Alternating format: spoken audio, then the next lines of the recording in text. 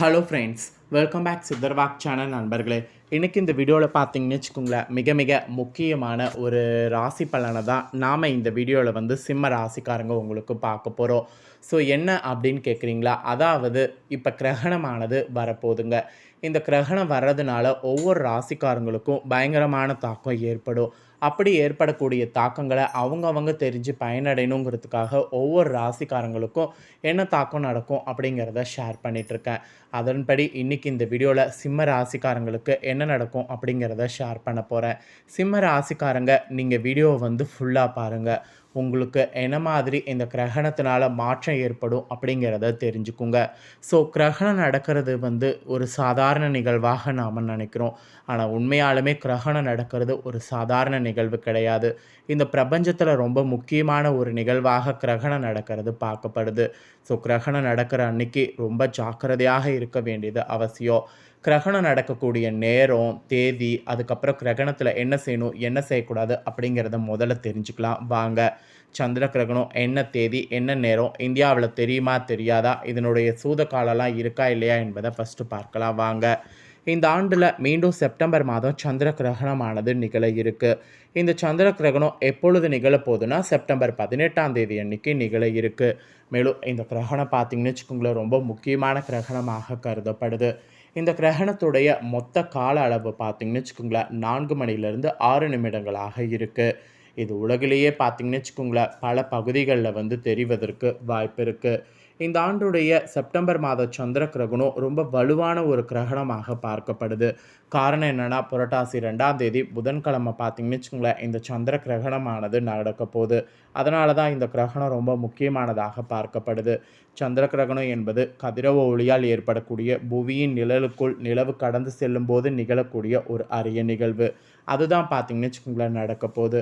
சந்திர கிரகணம், சூரிய கிரகணம் ரெண்டுமே உலகில் பார்த்திங்கன்னு வச்சுக்கோங்களேன் ரொம்ப முக்கியமான ஒரு கிரகணமாகவும் மிகுந்த ஆர்வத்தோடு பார்க்கப்படக்கூடிய ஒரு நிகழ்வு. இந்த ஆண்டில் மொத்தம் 2 சந்திர கிரகணங்கள் நடக்கும். இந்த சந்திர கிரகணங்களில் ஒன்று ஏற்கனவே மார்ச் 25, 2024 அன்னைக்கு நிகழ்ந்தது. இப்போது 2வது சந்திர கிரகணம் செப்டம்பர் 18, 2024 அன்னைக்கு நிகழ இருக்குது. இது ஒரு பகுதி சந்திர கிரகணமாக இருக்கும் என்று சொல்லப்படுது. இது உலகுடைய பல பகுதிகளில் தெரியும் என்று சொல்லப்படுது. மேலும் இந்த சந்திர கிரகணம் எப்போது செப்டம்பர் 18ஆம் தேதி நடக்கும் அப்படிங்கிறத சொல்கிறேன், நோட் பண்ணிக்கோங்க. இந்திய நேரப்படி காலை 6:11 மணிக்கு நிகழ்கிறது. இந்த கிரகணம் காலை 10:17 மணிக்கு முடிவடைகிறது.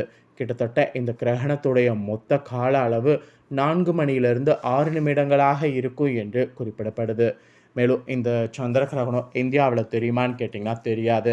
இந்த ஆண்டுடைய 2வது சந்திர கிரகணம் வட அமெரிக்கா, தென் அமெரிக்கா, ஐரோப்பா, ஆப்பிரிக்கா பகுதிகளில் இரவு நேரத்தில் சிறப்பாக பார்க்கலாம்.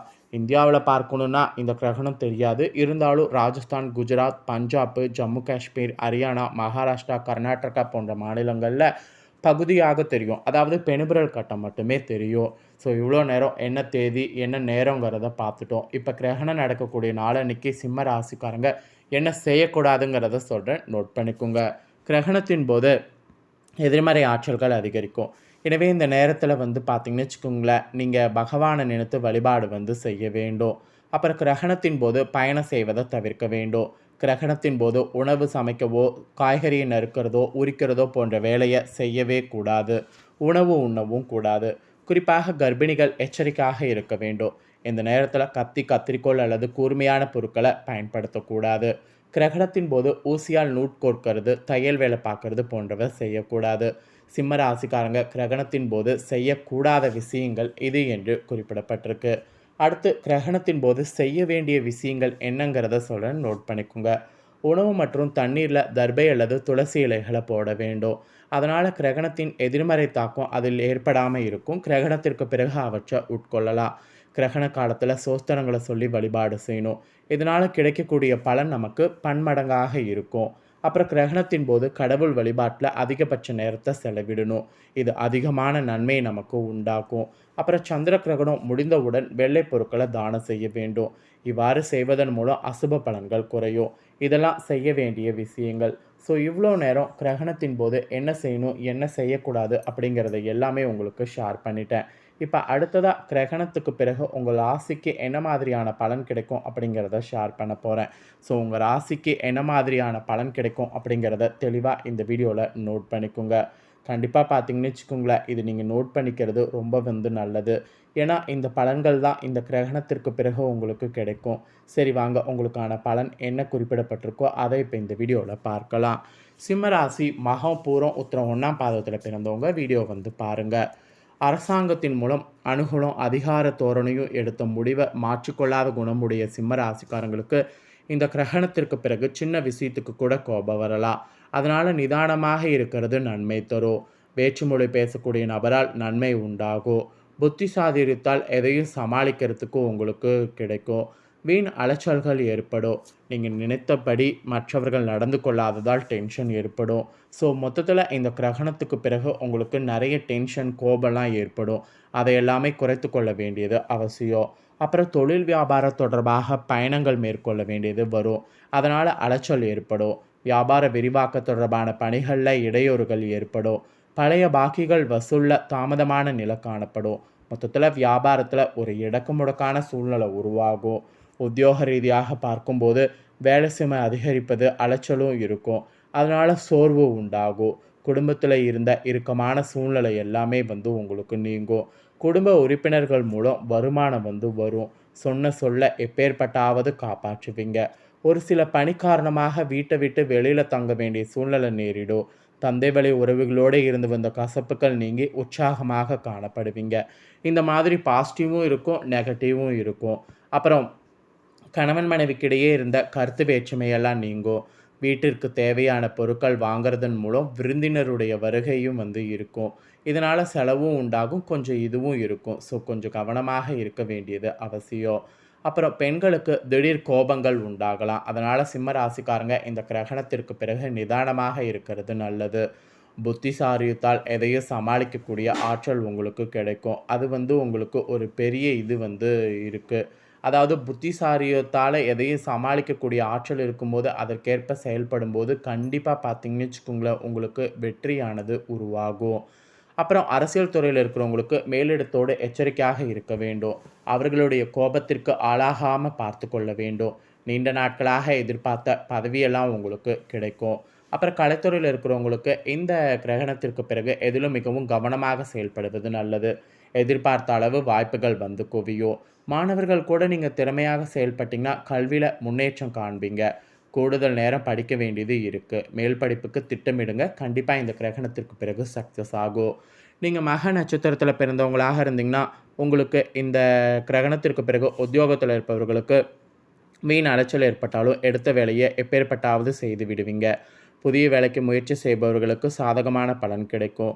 குடும்பத்தில் கணவன் மனைவிக்கிடையே இருந்த மனஸ்தாபங்கள் நீங்கி ஒற்றுமையானது உண்டாகும். அப்புறம் பூர நட்சத்திரத்தில் பிறந்தவங்களுக்கு இந்த கிரகணத்திற்கு பிறகு பிள்ளைகள் நீங்கள் சொல்வதை கேட்டு நடப்பது மன திருப்தி தரும். உங்களுடைய ஆலோசனை கேட்டு குடும்பத்தில் இருப்பவர்கள் செயல்படுவாங்க. ஆன்மீக நாட்டம் உண்டாகும். வீண் அலைச்சலும் ஏற்படும். மாணவர்கள் தொழில்நுட்ப கல்வியில் ஆர்வம் உண்டாகும். புதிய வகுப்புகளில் சேர முயற்சிகள் மேற்கொண்டிங்கன்னா அது உங்களுக்கு சக்ஸஸ் ஆகும். அதே உத்திரம் 1ஆம் பாதத்தில் பிறந்த சிம்ம ராசிக்காரங்களுக்கு இந்த கிரகணத்திற்கு பிறகு சுபகாரியங்களில் கலந்து கொள்ள வாய்ப்பு நேரிடும். எளிய வகையில் காரிய வெற்றி உண்டாகும். இழுப்பறியாக இருந்தவர் சாதகமாக முடியக்கூடும்.